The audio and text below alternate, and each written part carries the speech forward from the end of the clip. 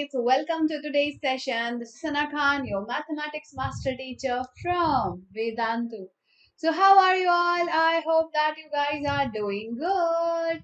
Well, welcome to your study tips special session जहां आज मैं आपको लेके आई हूँ एक बहुत ही important decision maker and decision breaker session. Well, I know कि सारे क्लास 8 के बच्चे जो क्लास 9th में जाने वाले हैं वो एक डिसीजन ट्रायंगल में फंसे हुए हैं, ठीक है। और उन्हें डिसीजन लेना है कि क्या हम क्लास 9th में हिंदी सब्जेक्ट ले लें या फिर क्या हम संस्कृत सब्जेक्ट चूज करें या फिर हम अपना 5th सब्जेक्ट या फिर 6th सब्जेक्ट हम फ्रेंच को बना लें। So that is a very big confusion among all the students who are right now in class 8 moving to class 9th, right? तो मैंने आपसे पहले भी प्रॉमिस किया था कि मैं ये सेशन जरूर लेके आऊंगी और आपको आपका डिसीजन लेने में हेल्प जरूर करूंगी। और ट्रस्ट मी, आज के सेशन को देखने के बाद आपके मन की सारी दुविधाएं दूर हो जाएंगी और आप एक प्रॉपर डिसीजन ले पाओगे। So are you all ready? Let's get started with my introduction first. So जो स्टूडेंट्स न्यू हैं और इस सेशन को पहली बार देख रहे हैं, welcome to the channel of Math Pirates. Well, I am Sana Khan. I am your mathematics master teacher from Vedantu. But do you know, I'm also a software engineer, right?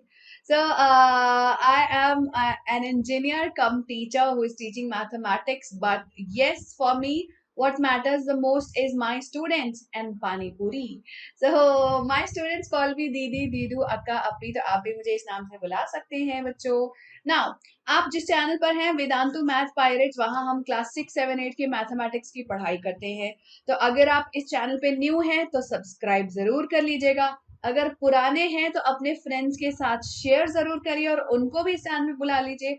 और सारे के सारे बच्चों चाहे नए हो या पुराने, लाइक बटन को प्रेस करके अपना अटेंडेंस जरूर लगा देना।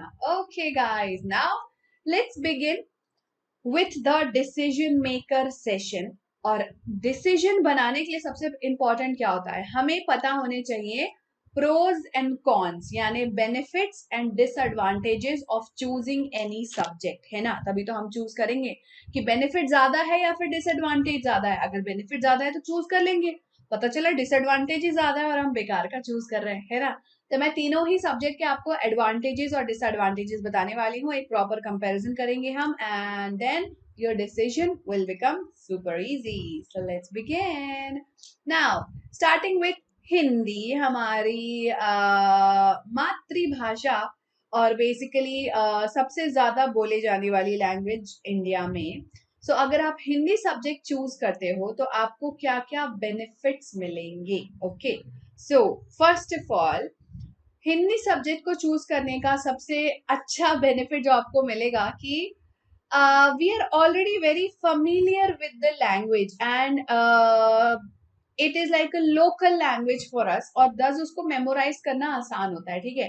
हिंदी का निबंध याद करना आसान होता है क्योंकि हमें पता है हमारी रोज की बोलचाल की भाषा है। अगर हमें बोला जाएगा कि एक होली के ऊपर एक निबंध लिख लो, तो हम होली की कहानी जानते हैं, है ना।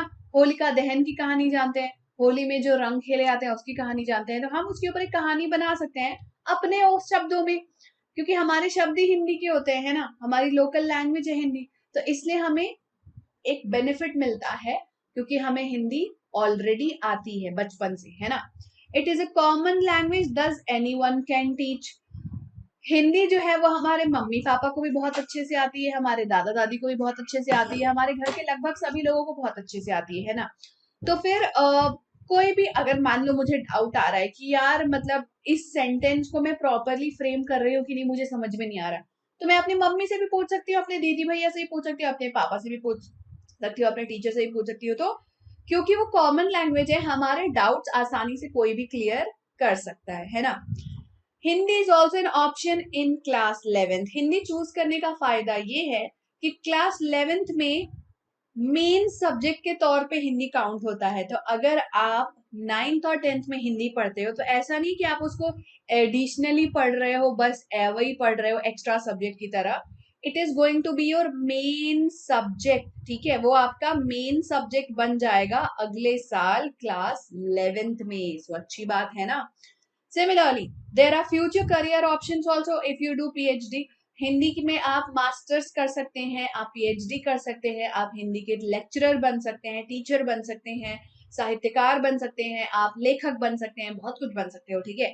तो हिंदी में करियर ऑप्शंस भी हैं, ऐसा नहीं कि बस आपके एक पांचवें सब्जेक्ट की तरह यूज हो रही है, राइट।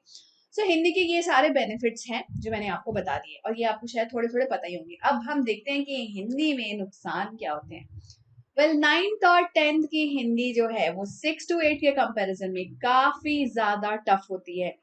हिंदी हमारी लोकल लैंग्वेज तो है, तो आप हिंदी का रीडिंग पार्ट कर लोगे, राइटिंग पार्ट कर लोगे, लेकिन जब ग्रामर की बात आती है तो ग्रामर हम डेली भाषा में थोड़ी यूज करते हैं। अरे तुम इसका विलोम शब्द बताना, ऐसे कौन बात करता है, कोई बात नहीं करता है ना।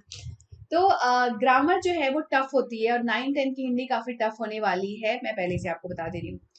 सबसे जरूरी बात, marking for exam is very very stricter. मतलब आपने हमेशा सुना होगा कि हिंदी में कभी फुल मार्क्स नहीं मिलते, किसी को 100 आउट ऑफ 100 नहीं आता, किसी को 99 आउट ऑफ 100 नहीं आता, क्योंकि हिंदी में बस एक रूल बना हुआ है कि कभी भी फुल मार्क्स आपको टीचर नहीं देगा।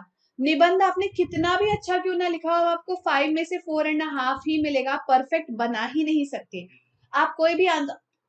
ग्रामर में आप फुल स्कोर कर सकते हो अगर आपने ग्रामर अच्छे से सीख ली तो, बट निबंध में, पत्र में, राइटिंग पार्ट में, रीडिंग पार्ट में, इट इज अ रूल कि आपको कभी भी फुल मार्क्स नहीं मिलेगा, और बहुत स्ट्रिक्ट चेकिंग होती है। जब तक टीचर को एकदम पिच परफेक्ट आंसर नहीं मिलता तब तक आपको इसमें स्कोर नहीं मिलने वाला, ठीक है।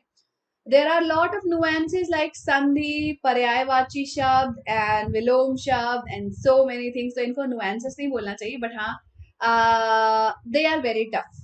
To be honest, they are not going to be easy in 9th and 10th. और इन चीजों को सीखने में आपको बहुत दिमाग भी लगाना पड़ेगा, बहुत रटना पड़ेगा, क्योंकि रटे बिना कैसे काम चलेगा। आप इट्स लाइक वर्ड्स, वर्ड्स आपको याद करने ही पड़ेंगे, है ना। तो yes, that's there. Next is, कितना भी लिख लो फुल मार्क्स नहीं आएगा। ये वाला रूल जो है वो हमेशा हिंदी में एप्लीकेबल रहता है कि आप कितना ही अच्छा आंसर क्यों ना लिख ले, फुल मार्क्स नहीं आने वाला। एंड सिली मिस्टेक्स जैसे कि मात्राएं की मिस्टेक हाईली पॉसिबल होती है, और आप इतनी जगह कर सकते हो ना, क्योंकि कंफ्यूजन बहुत होता है यार, इसमें छोटी ही लगेगी बड़ी ही लगेगी, छोटा हो कि बड़ा हो, ये कंफ्यूजन जो है ना वो लाइफ टाइम रहेगा आपके साथ, और आप इन मिस्टेक्स की वजह से half half half half half marks करके खोते रहोगे, ठीक है। सो ये रहा हिंदी का बेनिफिट्स एंड डिसएडवांटेजेस। अब बात करते हैं हम संस्कृत की। वेल, तुम लोग बोलोगे कि मैम आप तो संस्कृत के टुवर्ड्स थोड़े बायस्ड रहते हो, क्योंकि आपने तो खुद संस्कृत चूज किया था। Well, to be honest, maybe, but ऐसा नहीं है। मैंने संस्कृत के बेनिफिट्स और डिसएडवांटेजेस दोनों देखे हैं, मैंने हिंदी के भी बेनिफिट्स डिसएडवांटेज दोनों देखे हैं। कैसे? क्योंकि मेरी जो बड़ी बहन है, मुझसे 1 ही साल बड़ी है, उसने हिंदी लिया था 9th 10th में, मैंने संस्कृत लिया था, तो मैं आपको बहुत अच्छा कंपैरिजन बता सकती हूँ, ठीक है। सो फिर आता है बच्चों संस्कृत। संस्कृत के फायदे, it is a beautiful language and you won't get another chance to study it. Well, I know कि आप इसको सुन के ऐसे बोलोगे मैम ये कैसा फायदा हुआ, बट हाँ, संस्कृत जो है बच्चों आप जिंदगी में दोबारा नहीं पढ़ने वाले हो, ठीक है। और 9th 10th में आपको मौका मिल रहा है संस्कृत को पढ़ने का। Interest me, it's a very beautiful language. एक बार आप संस्कृत सीख गए ना, आपको बहुत मजा आएगा संस्कृत पढ़ने में, उसके सेंटेंस बनाने में। It's very fun language, it's a very beautiful language and thus you should try it out, ठीक है। आपको ट्राई करना चाहिए संस्कृत लेने का। Next is, it has much higher greater presence in the field of science and arts. Do you know, Sanskrit से बहुत सारी लैंग्वेजेस डिराइव होती हैं। संस्कृत हमें एंशियंट टाइम की बहुत सारे स्क्रिप्ट्स को पढ़ने में हेल्प करता है। साइंस एंड आर्ट में भी संस्कृत का इन्वॉल्वमेंट है आज की दुनिया में, और इवन फॉरेन में संस्कृत को पढ़ा जा रहा है because of the importance of it. अब ये तो हो गई भाई फ्यूचर की बातें, प्रेजेंट की बातें करते हैं। It is the foundation of many Indian languages, जैसा कि मैंने आपको बताया। Next, CBSE has altered the rule to make Sanskrit a compulsory language also. CBSE जो है बहुत जल्द संस्कृत को एक कंपल्सरी लैंग्वेज बनाने वाले हैं हर स्कूल में। तो फिर अगर आपने 9th 10th में नहीं पढ़ी है और आपको 11th 12th में कंपल्सरी हो जाएगा तो क्या होगा बच्चों? फिल इन द ब्लैंक्स, ठीक है। तो आपको पता है कि बहुत प्रॉब्लम हो जाएगी, और इसलिए आपको बहुत ध्यान से सोच समझ के संस्कृत को चूज करना चाहिए, क्योंकि हो सकता है फ्यूचर में कंपलसरी हो जाए तो बाद में पछताना ना पड़े। No need of writing lengthy answer, एक बहुत ही अच्छा बेनिफिट है संस्कृत का। संस्कृत में आपको लंबे आंसर कभी लिखने ही नहीं पड़ेंगे। तो जो बच्चे थक जाते हैं ना निबंध, 3 पन्ने का निबंध लिखते लिखते, और इतने सारे निबंध आपको पढ़ने पड़ते हैं। अब निबंध का मतलब ये थोड़ी कि मैंने टॉपिक दिया और आप उस पर 3 पन्ने का लिख लोगे, उसकी प्रिपरेशन करनी पड़ती है ना, प्रॉपर फॉर्मेट होता है। टीचर बोलता है शुरुआत ऐसी हो, एंड ऐसा हो, बीच में ऐसा हो, तब तो फुल मार्क्स मिले, तब तो मार्क्स मिले। बट संस्कृत में ये कोई टेंशन ही नहीं है, ये सारी टेंशन ही नहीं है, क्योंकि संस्कृत में कोई लंबे आंसर होते ही नहीं है। नील बटे सन्नाटा, कोई निबंध नहीं लिखना होता, कोई पत्र नहीं लिखना होता, कुछ नहीं होता है संस्कृत में। आपके हाथ नहीं दुखेंगे, आपको ज्यादा लिखना नहीं पड़ेगा, सिर्फ दिमाग का इस्तेमाल करना है बस। ठीक है, तो संस्कृत जो है बच्चों, उसमें आपको जैसा कि मैंने बताया बहुत ज्यादा लिखने की जरूरत नहीं पड़ती है, थोड़ा रटने की जरूरत है। दिमाग वाले चीजें ज्यादा होती हैं और लॉजिकल चीजें होती हैं। अगर आप लॉजिक एक बार समझ गए तो आपके लिए बहुत आसान हो जाएगी। ठीक है, अब संस्कृत के डिसएडवांटेजेस जो सारे बच्चों को अभी तक रियलाइज हो चुके होंगे 6 to 8 में। It is a technical language and much more technicalities there as compare to other languages. Hindi जैसा कि मैंने आपको बताया कि नॉर्मल बोलचाल की भाषा है, बट संस्कृत में विसर्ग कहाँ लगेगा, संस्कृत में रे री कहाँ लगेगा, वो छोटा ऊ बड़ा ऊ कहाँ लगेगा, मतलब उसकी बहुत माइन्यूट डिटेल्स है कि अगर आपने सह लिख दिया और सह लिख दिया, दोनों बहुत अलग चीजें होती हैं, मतलब बहुत ही अलग चीजें हो जाएंगी, और फिर आपको मार्क्स नहीं मिलेगा, है ना। सो उसके बहुत सारे टेक्निकलिटीज होते हैं कि present tense, past tense, future tense, then शब्द रूप, धातु रूप, ये सारी चीजें आपको प्रॉपरली पता होनी चाहिए, और तभी आप प्रॉपर उसके लैंग्वेज को समझ पाओगे और लिख पाओगे, है ना। It has more complex grammar and composition structure. Of course Hindi का ग्रामर टफ है, बट संस्कृत का ग्रामर काफी ज्यादा टफ है। पर मैं आपको अपने एक्सपीरियंस से हमेशा कहती हूँ कि जब मैं कर सकती हूँ तो आप भी कर सकते हो। जब मैं 9th में गई, मेरे को संस्कृत 0 आती थी और मैंने 0 से स्टार्ट किया, मुझे कुछ नहीं आता था संस्कृत में। हाँ ऑफ कोर्स शब्द रूप धातु रूप रटा हुआ था, और आपने भी रट लिया होगा अब तक, है ना, सहता ते तमता तान सबको याद होगा अभी। तो ग्रामर को आप समझने की कोशिश कर सकते हो, मैंने कर लिया ना, आपसे भी हो जाएगा, टेंशन मत लो, ठीक है। तो कॉम्प्लेक्स ग्रामर है लेकिन समझा जा सकता है, और आप समझने की कोशिश कर ली अगर आपने, तो फिर आपके लिए बहुत आसान है ना। If you are not good in mugging up then Shabdrup Dhaturup, then oh boy it's gonna be very difficult for you. अगर आप ऐसे बच्चे हो जिसको रटा नहीं जाता है चीजें, तो फिर शब्दरूप धातुरूप के बिना ना आप संस्कृत में कुछ नहीं कर पाओगे, कुछ नहीं कर पाओगे, मैं बता रही हूँ आपको, ठीक है। हाँ, मैं संस्कृत के बेनिफिट्स में ये एक चीज जो यहाँ पे मेंशन नहीं थी वो मेंशन करना चाहूंगी कि once you learn the grammar, you will remember forever.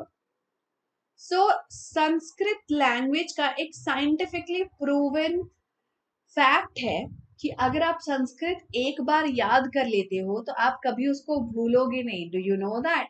जैसे मुझे आज तक कैसे याद है, मैंने संस्कृत आखिरी बार पढ़ा था 2012 में, और आज हो गया है 2021। कितने साल हो गए, सॉरी 2022 आ गया है ना, 10 साल हो गए। माय गुडनेस 10 साल हो गए मुझे संस्कृत पढ़े हुए, और 10 साल से मुझे याद है लता लते लताहा लताम लते लताहा लतया लताभ्यम लताभि लताये लताभ्यम लताभ्य लताया लताभ्यम लताभ्य लताया लतयो लतायाम लताम लतयो लताशु, याद है मुझे, ठीक है। बाला बालाओ बालाहा बालम बालाओ बाला, सब याद है मुझे, ठीक है। सो एक बार अगर आप ग्रामर समझ लो और याद कर लो, तो संस्कृत एक ऐसी लैंग्वेज है जो आप कभी नहीं भूलते हो। It's a beauty of Sanskrit, that's why इसको बोलते हैं ब्यूटीफुल लैंग्वेज। हिंदी के साथ ऐसा नहीं होता है। हिंदी के निबंध मुझे याद नहीं है, हिंदी का मुझे कुछ याद नहीं है वैसे, टू बी ऑनेस्ट। मुझे उसका ओ सॉरी, संस्कृत मैंने आखिरी बार 2010 में पढ़ी थी, 2012 में थोड़ी, 2010 में पढ़ी थी जब मैंने क्लास 10 का बोर्ड एग्जाम दिया था। यानी 12 साल से मुझे ये चीजें याद है, तो सोचो कितना लंबा याद रहता है, और वो भी मेरे ऐसे इंसान को याद है जो गजनी पार्ट 2 है ना। तो इसका मतलब संस्कृत को याद करना आसान है, और ज्यादा लंबे समय तक आपको याद रहती है। इट्स अ प्रूवन फैक्ट, ऐसा नहीं कि मुझे याद है, सबको याद रहती है, हर किसी को याद रहती है, ठीक है। अब बात करते हैं हम फ्रेंच के बारे में। वेल बच्चों, फ्रेंच सब्जेक्ट एक नया सब्जेक्ट है और आजकल बहुत ट्रेंडिंग भी है, और बहुत सारे बच्चे जो है उनके स्कूल में ये ऑप्शनल सब्जेक्ट के तौर पे आता भी है। तो क्या हमें फ्रेंच चूज करना चाहिए? उसके क्या फायदे होंगे? Well, let me tell you some of the benefits. French is a very scoring subject. Yes, French जो है, अगर आपका 9th-10th में अच्छा स्कोर करने का इरादा है, ठीक है, एज कंपेयर टू फायदे की, हिंदी पढ़ेंगे तो क्या फायदा होगा, संस्कृत पढ़ेंगे तो क्या फायदा होगा, ऐसे फ्रेंच के भी बहुत फायदे होते हैं। बट हाँ, स्कोरिंग के लिए ना संस्कृत और फ्रेंच ज्यादा अच्छे हैं यार। संस्कृत के मुझे लगता है मैंने प्रोज कम बता दिए, संस्कृत में बहुत सारे प्रोज होते हैं यार। एक और प्रो है संस्कृत का, it is a scoring subject. It is a scoring subject. Scoring कैसे है? आंसर सही है तो 1 मार्क्स, गलत है तो 0 मार्क्स। मतलब इसमें कोई हाफ मार्क्स कटने के चांसेस नहीं होते, फुल मिलना है। सही आंसर लिखा है तो फुल मिलेगा। इवन इफ आपने 5 मार्क्स का आंसर लिखा है ना और आपने सही आंसर लिखा है तो फुल मार्क्स मिलेगा। कोई इसमें हाफ मार्क्स नहीं काटता कि ओ मुझे सेंटेंस आपका प्रॉपर इससे अच्छा और भी बन सकता था, ऐसा कोई नहीं बोलता संस्कृत में। तो संस्कृत भी काफी स्कोरिंग सब्जेक्ट है, ठीक है। So next comes French. French is a very scoring subject. Next, teacher tend to ignore the minute errors. French क्योंकि एक नया लैंग्वेज है, इंडिया में बहुत ज्यादा प्रचलित नहीं है, और आप 9-10 में हो सकता है पहली बार पढ़ने जा रहे हो, 6 to 8 में पढ़ा नहीं होगा आपने फ्रेंच, है ना। तो टीचर भी ये बात जानता है कि आप फ्रेंच के लिए नए हो, फ्रेंच आपके लिए नया है। तो टीचर फ्रेंच एग्जाम की चेकिंग जो है ना बहुत लीनियंटली करते हैं, मतलब मार्क्स दे देते हैं आपको, ज्यादा माइन्यूट एरर्स को ध्यान नहीं देते हैं, इग्नोर कर देते हैं, और थोड़ी ग्रेशियसली मार्क्स देते हैं आपके राइटिंग स्किल्स वाले आंसर्स में, ठीक है। तो ये फायदा भी आपको मिलेगा। नेक्स्ट इज, जब आप फ्यूचर में किसी एमएनसीज में काम करते हो, ठीक है, चाहे आप इंजीनियर बन जाओ, चाहे आप फाइनेंस मैनेजर बन जाओ, मार्केटिंग पर्सन बन जाओ, सेल्स पर्सन बन जाओ, आप किसी मल्टीनेशनल कंपनी में अगर काम करते हो तो आपके पास जर्मनी के क्लाइंट होंगे, फ्रांस के क्लाइंट होंगे, स्पेन के क्लाइंट होंगे, अलग अलग कंट्रीज के क्लाइंट होते हैं। तो वहां पे सपोज आपको फ्रेंच आती है तो आपका भाव कितना बढ़ जाएगा, है ना। तो डेफिनेटली एमएनसी जो है वो बेनिफिट देती है ऐसे लोगों को जिनको अलग अलग लैंग्वेजेस बोलना आता है, क्योंकि आप उनके लिए एक एसेट की तरह बन जाओगे, तो आपको फ्यूचर में भी फायदा होगा, ठीक है।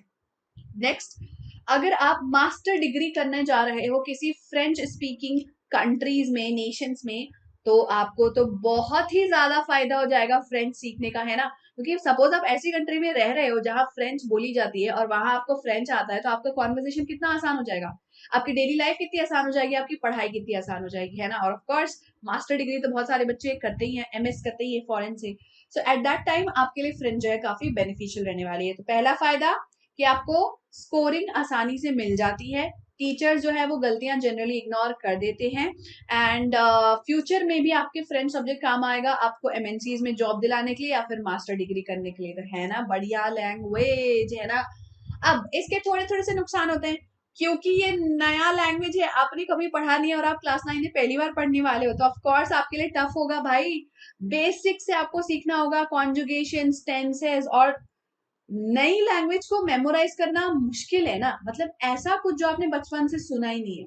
अब आप मान लो बचपन से आप बंगाल में रहे हो, आपको बंगाली आती है, अब कोई इंसान आपको आपके सामने तमिल बोलने लग जाए और आप आपको बोले कि अब सीखो, बस तुम्हारे पास इतना टाइम है, जल्दी से तमिल सीखो और बोलने लग जाओ, तो मुश्किल तो होगी ना यार। कभी सुना ही नहीं है ऐसी लैंग्वेज को, कुछ समझ में ही नहीं आएगा क्या बोल रहे हैं, right. along with Google you will need a help of a tutor definitely। French subject आप खुद से नहीं सीख पाओगे, आपको कोई प्रॉपर ट्यूटर की जरूरत पड़ेगी जो आपको हर चीज सिखाएगा एग्जाम लेवल का, ठीक है। Conceptual problems are going to be hard to understand.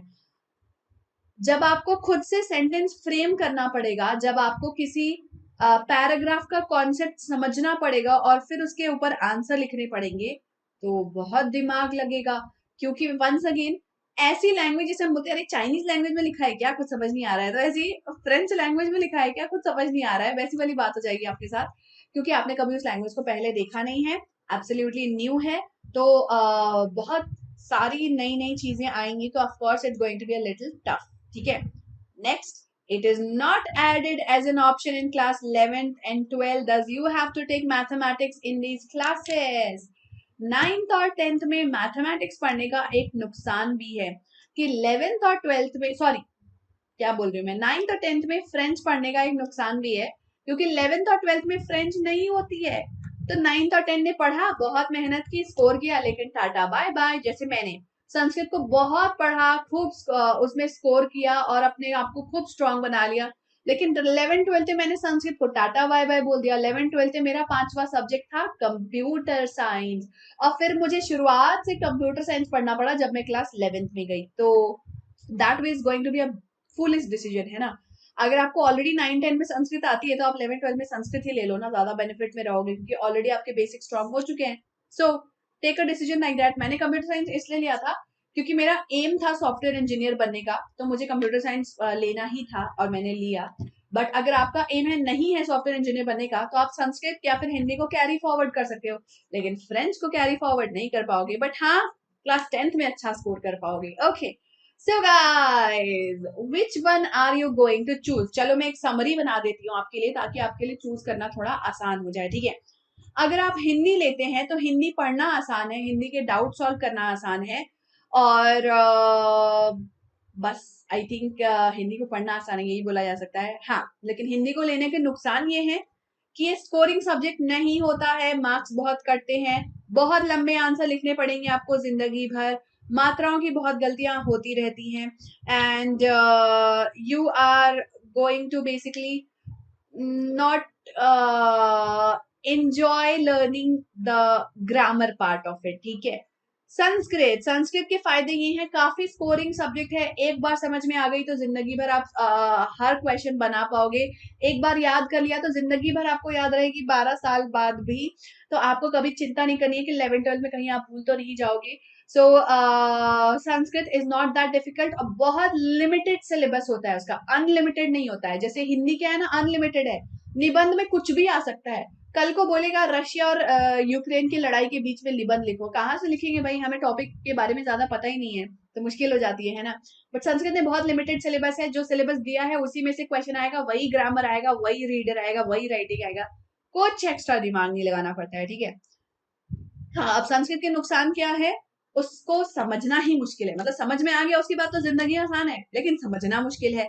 समझने के लिए आपको मेहनत लगेगी, हार्ड वर्क लगेगा। जैसे मैंने मेहनत की थी, काफी सैम्पल पेपर सॉल्व किया था और काफी लोगों से समझा था संस्कृत को पहले, तो पहले आपकी मेहनत लगेगी, बाद में आपका काम आसान हो जाएगा। तो that is a disadvantage of Sanskrit. Next is हाँ, पहले बता रही हूँ, हिंदी और संस्कृत दोनों ही सब्जेक्ट को आप 11th एंड 12th में कैरी फॉरवर्ड कर सकते हो एज अ मेन सब्जेक्ट। तो दोनों ही सब्जेक्ट का ये फायदा है। अब आते हैं हम फ्रेंच पे। फ्रेंच का मोस्ट इंपॉर्टेंट बेनिफिट है कि आप जब जॉब के लिए अप्लाई करते हो और आप मास्टर डिग्री के लिए अप्लाई करते हो, तो आपको बेनिफिट मिलेगा अगर आपको फ्रेंच आती है तो। दूसरा कि फ्रेंच सब्जेक्ट की चेकिंग जो है वो लीनियंटली होती है, ग्रेशियसली होती है, आपको मार्क्स ज्यादा मिलते हैं, तो फिर आप आराम से स्कोर कर सकते हो इस सब्जेक्ट में। It is a scoring subject, और मजा भी आता है, नया लैंग्वेज एक सीख रहे हो, एक एक्स्ट्रा लैंग्वेज आपके रेज्यूमे में ऐड हो जाएगा, so it's beneficial only for you. Now talking about disadvantages, क्योंकि नया लैंग्वेज है तो टफ होगा, ठीक है। तो आपको हर चीज बेसिक से पढ़ना, एबीसीडी से शुरू करना पड़ेगा, लाइक फ्रेंच का एबीसीडी से आपको शुरू करना पड़ेगा। और डे टू डे लाइफ कि हेलो कैसे बोलते हैं, वाटर कैसे बोलते हैं, फूड कैसे बोलते हैं, ये सारी चीज भी आपको सीखनी पड़ेगी। तो इट्स डेफिनेटली टफ, ऐसा लगेगा वापस नर्सरी में चले गए हो आप, ठीक है।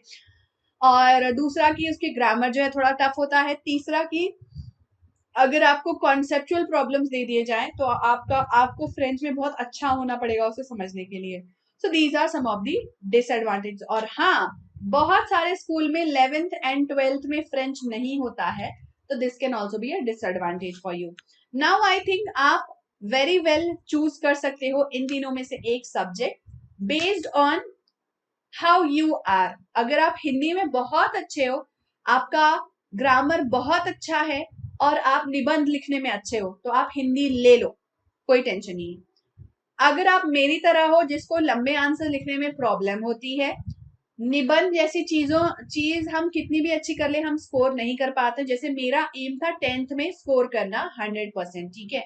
तो मुझे पता था हिंदी की वजह से मैं कभी भी 100% नहीं ला पाऊंगी, तो मैंने संस्कृत चूज किया और मेरा आया 100%, ठीक है, संस्कृत में। सो इट्स वेरी इंपॉर्टेंट कि आप अपने आप को रियलाइज करो कि आपका एम क्या है। हिंदी में आप 100% नहीं ला पाओगे, मैं आपको पहले ही बता रही हूँ, मैं आपको डिमोटिवेट नहीं कर रही हूँ, बट मैं आपको सच्चाई बता रही हूँ, आप हिंदी में 100% नहीं ला पाओगे।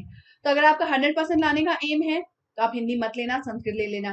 अगर आपका एम 100% लाने का नहीं है, आप चाहते हो कि हिंदी आपको आती है, आप बस उसको कैरी फॉरवर्ड कर लो और 11th-12th में भी कैरी फॉरवर्ड कर लो, तो आप हिंदी ले लेना। फ्रेंच अगर आप फ्यूचर के लिए आपका ऐसा कोई प्लान है मास्टर डिग्री करने का, जॉब करने का, तो फिर आप फ्रेंच ले लो, आप फायदे में रहोगे। और फ्रेंच स्कोरिंग भी है, तो क्लास 10th में भी आप फायदे में रहोगे। ठीक है बच्चों, जल्दी से चूज करो कि हिंदी ले रहे हो कि संस्कृत ले रहे हो कि फ्रेंच ले रहे हो या फिर कोई चौथा सब्जेक्ट भी है।